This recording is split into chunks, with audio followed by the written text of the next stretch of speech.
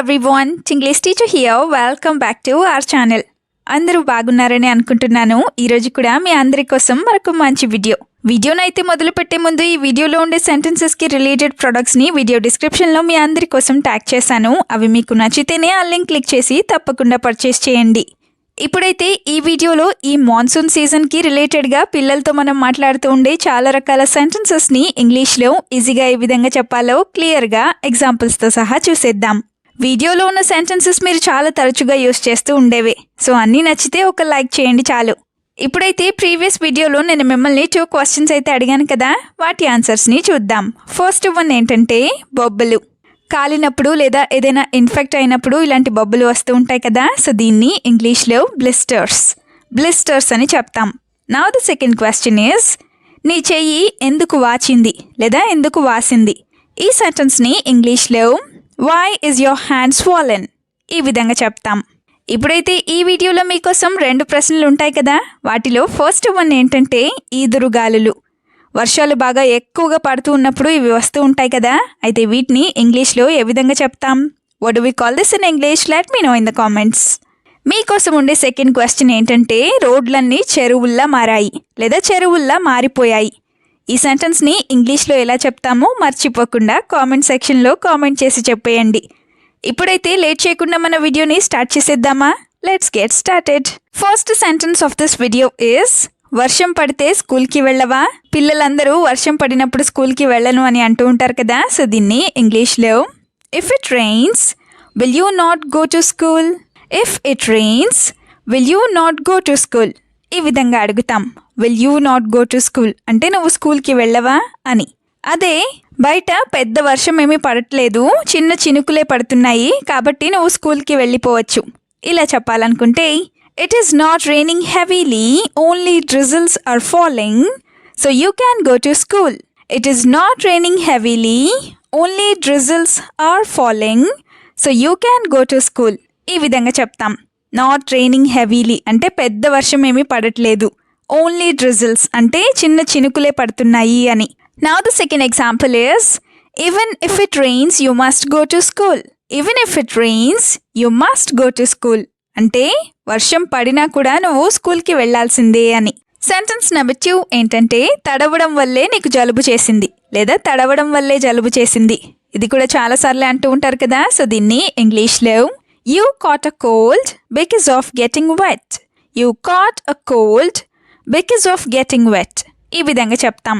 You caught a cold అంటే నీకు జలుబు చేసింది లేదా నీకు జలుబు వచ్చింది అని.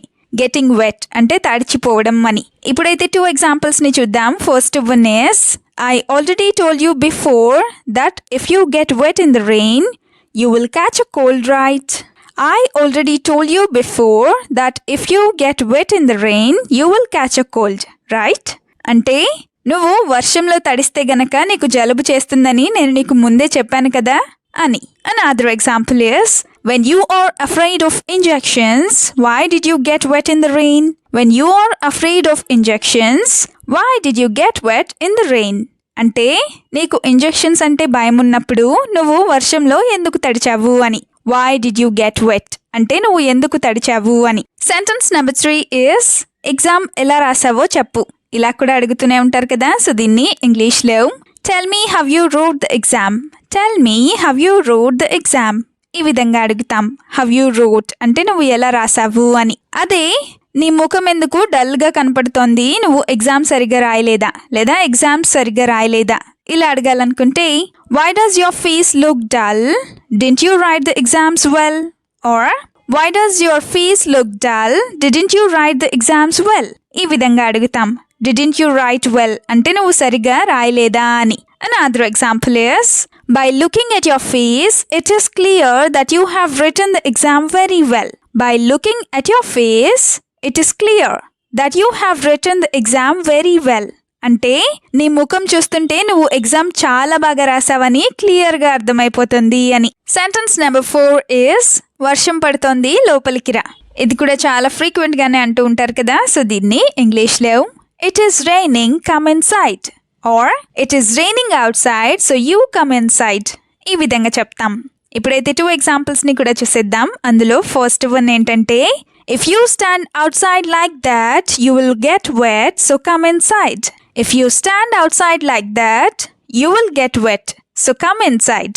అంటే నువ్వు గనక బయట అలాగే నిలబడి ఉంటే నువ్వు తడిచిపోతావు, కాబట్టి లోపలికి వచ్చేసేయి అని. Another example is, even if your clothes get a little wet, I will hit you. Even if your clothes get a little wet, I will hit you. అంటే నీ బట్టలు కాస్తంత లేదా కొంచెం తడిచినా కూడా నేను నిన్ను కొడతాను అని. సెంటెన్స్ నెంబర్ 5 ఇస్, కావాలని వర్షంలో ఎందుకు తడిచావు? పిల్లల్లో చాలా మంది ఇలానే చేస్తూ ఉంటారు కదా. సో దీన్ని ఇంగ్లీష్లో why did you get wet in the rain on purpose? Why did you get wet in the rain on purpose? ఈ విధంగా అడుగుతాం. ఆన్ పర్పస్ అంటే కావాలని అని. ఇదే పదాన్ని డెలిబరేట్లీ అని కూడా చెప్పచ్చు. Why did you get wet అంటే నువ్వు ఎందుకు తడిచావు అని. గెట్టింగ్ వెట్ అంటే తడవటం అని. ఇప్పుడైతే ఫస్ట్ ఎగ్జాంపుల్ని చూద్దాం. అదేంటంటే, you know that if you get wet in the rain like this, you will catch a cold or fever. Yet why did you get wet? You know that if you get wet in the rain like this, you will catch a cold or fever. Yet why did you get wet? అంటే నువ్వు వర్షంలో తడిస్తే నీకు జలుబు లేదా జ్వరం వస్తుందని నీకు తెలుసు, అయినా కూడా నువ్వు ఎందుకు తడిచావు అని. Another example is, when will you stop the habit of getting wet in the rain? When will you stop the habit of getting wet in the rain? అంటే వర్షంలో తడిచే అలవాటును నువ్వు ఎప్పుడు మానుకుంటావు అని. సెంటెన్స్ నెంబర్ 6 ఏంటంటే, పూర్తిగా తడిచిపోయావా లేదా మొత్తం తడిచిపోయావా? వర్షం పడుతూ ఉన్నప్పుడు ఇలా కూడా అడుగుతూ ఉంటారు కదా. సో దీన్ని ఇంగ్లీష్లో did you get completely wet? Did you get completely wet? ఈ విధంగా అడుగుతాం. గెటింగ్ కంప్లీట్లీ వెట్ అంటే పూర్తిగా తడిచిపోవటం అని. ఫస్ట్ ఎగ్జాంపుల్ని చూద్దాం. అదేంటంటే, after getting completely wet, why are you looking at the phone without taking a bath? After getting completely wet, why are you looking at the phone without taking a bath? అంటే మొత్తం తడిచిపోయిన తర్వాత నువ్వు స్నానం చేయకుండా phone ఎందుకు చూస్తున్నావు అని. Another example is, put the wet clothes aside and quickly go take a bath. Put the wet clothes aside and quickly go take a bath. అంటే తడిచిపోయిన బట్టల్ని ఒక పక్కన పెట్టి త్వరగా వెళ్ళి స్నానం చేసిరా అని. తర్వాతి సెంటెన్స్ ఏంటంటే, తడిచిన బట్టల్ని ఆరబెట్టు. ఇలా కూడా చెప్తూ ఉంటారు కదా. సో దీన్ని ఇంగ్లీష్లో dry the wet clothes. Dry the wet clothes ఈ విధంగా చెప్తాం. ఇదే సెంటెన్స్ని dry the wet clothes on the rope ఇలా కూడా చెప్పచ్చు.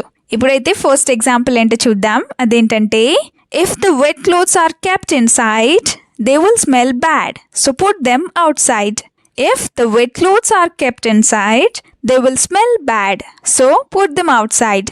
అంటే తడిచిన బట్టల్ని మనం ఇంట్లో ఉంచినట్లయితే లేదా ఇంట్లో పెట్టినట్లయితే అవి చెడు వాసన వస్తాయి, కాబట్టి వాటిని బయట పెట్టు అని. సెకండ్ ఎగ్జాంపుల్ ఏంటంటే, don't make me say the same thing to you 10 times. Don't make me say the same thing to you 10 times or 100 times. అంటే నేను నీకు చెప్పిన దాన్నే నువ్వు మళ్ళీ 10 సార్లు చెప్పించుకోకు అని. Now the last sentence is, చలిగా ఉంటే బయట ఏం చేస్తున్నావు? బయట చల్లగా ఉన్నప్పుడు ఇలా అడుగుతూ ఉంటారు కదా. సో దీన్ని ఇంగ్లీష్లో if it is cold, what are you doing outside? If it is cold or if it is cold outside, what are you doing here? ఈ విధంగా అడుగుతాం. ఫస్ట్ ఎగ్జాంపుల్ ఏంటంటే, because of the rain that fell today, the weather has become very cold.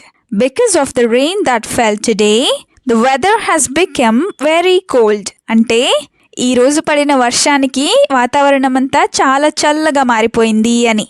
అదే బయట నడుస్తున్నా కూడా చాలా చల్లగా లేదా చాలా చలేస్తుంది ఇలా చెప్పాలనుకుంటే, even while walking out side I feel very cold. Even while walking out side I feel very cold ఈ విధంగా చెప్తాం.